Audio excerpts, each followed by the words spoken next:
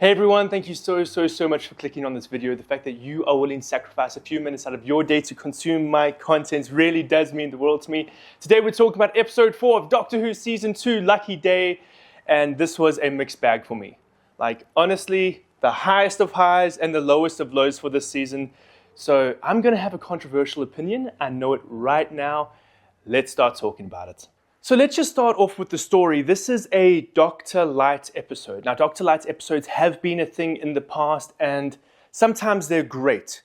We get the highs of Blink, and sometimes they're terrible. We get the lows of Love and Monsters. This had a little bit of both. Great moments and terrible moments. This focuses on Ruby Sunday. I love Ruby Sunday as a companion. I thought she was amazing, and it was heartbreaking that we didn't get to spend more time with her. And we kind of just spend a lot of this episode focusing on her life after the Doctor. She's trying to rebuild relationships. She's trying to meet new people. She's trying to live a normal life after the extravagance of, going on adventures with the Doctor. And we see her start to build a relationship with this man, Conrad. And I'm just going to go straight into spoiler territory. Conrad is using her to boost up his own podcasts and to pretty much just raise his own notoriety, to become famous, to basically feed his own ego. And I have a lot of thoughts and feelings about that, and we're definitely going to break it down. But the start of this episode builds up the Shrieker as the monster. And the Shrieker is a good classic Doctor Who villain. It feels very much like 2005 to 2007, 2009 Doctor Who, which obviously this takes place in 2007, so that does make sense. And something that I really enjoyed is like the episode starts kind of teasing you with the possibility of the villains being the Autons, which is obviously the first villain from the rebooted Doctor Who from 2005. So that little tease was nice. I did enjoy that. But obviously, this being a Doctor Lite episode, Ruby Sunday being the main character, I really enjoy Ruby Sunday. But for the first half of this, it's a romance. And I never bought into the romance, obviously, because guess what? Conrad was the bad guy. And this is where the controversy is going to start now, where I give my honest opinion and a lot of people won't like it. I saw this twist coming a mile away. And not for any reason you might suspect. It wasn't foreshadowed nicely.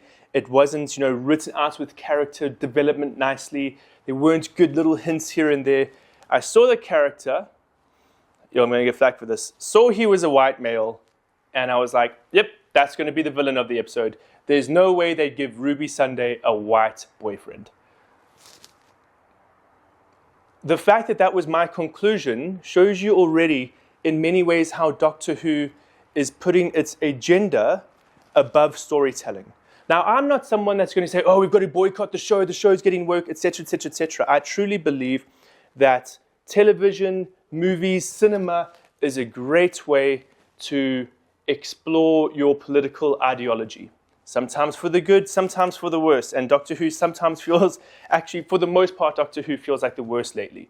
But I'm not going to be the type of person to ever say, take your politics out of art, because art is about the human emotion, and politics is part of that. So I'm not going to say remove politics out of Doctor Who.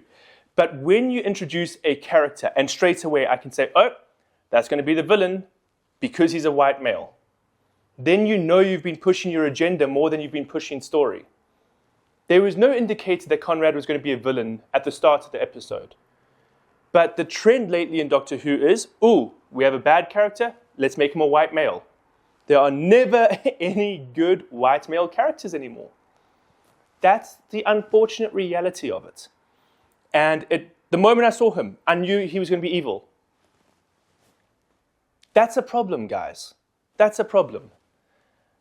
The twist would have been so impactful, and I would have gotten so angry at Conrad and hated him for how dare he betray Ruby Sunday, who I love. But I knew it was coming. I could see it was coming a mile off. And that sucks. Talking about Conrad, worst villain we've received in a long time, because they definitely try to portray him as this like alpha dude bro with his podcast. I was like, damn.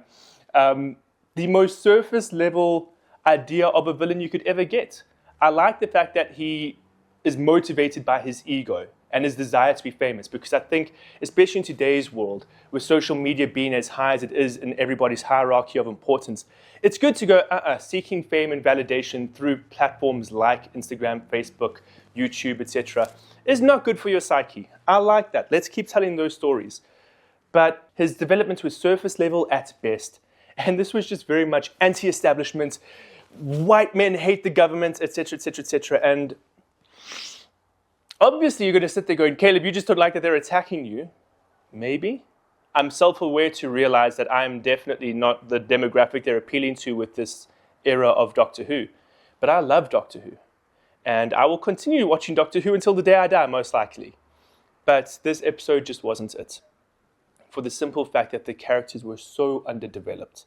So I've spoken by far enough about Conrad and the twist. It left so much to be desired, in my opinion. But what I loved was actually spending time with U.N.I.T. I always enjoy U.N.I.T. I've always preferred classic U.N.I.T., U.N.I.T. back with the Brigadier and stuff like that. But as far as modern Who is concerned, this team of U.N.I.T. is starting to warm up on me. And Kate Stewart actually just being a badass and letting the monster loose, that's the most I've ever liked her. Holy smokes, I put Conrad in his place. That guy was a dick. Okay, his development was surface level, but he was still a dick. I'm glad that they actually went after him. But my biggest issues with this episode, and I don't have a lot of notes outside of the fact that I really didn't like the Conrad twist, but what I do really want to focus on is just Doctor Who has been so weird with where they choose to emphasize characters lately. We have so few episodes per season in this era of Doctor Who.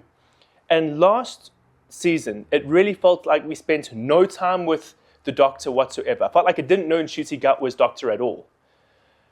Whereas in this season, we've spent very little time with the Doctor and Belinda together.